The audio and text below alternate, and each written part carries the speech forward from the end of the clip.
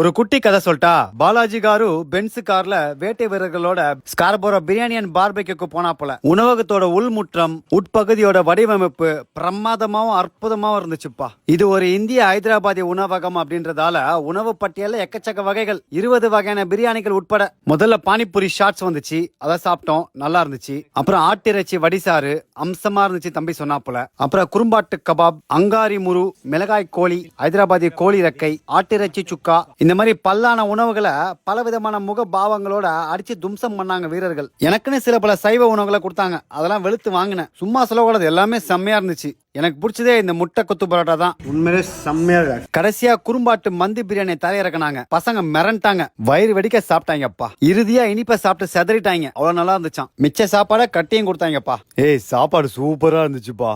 ஐயோ, இனிமே ஓய்சில கிடைக்காதே. இங்க வந்து சாப்பிட்டு பாருங்கப்பா. மவனை எவனா கூடாம வந்தீங்க,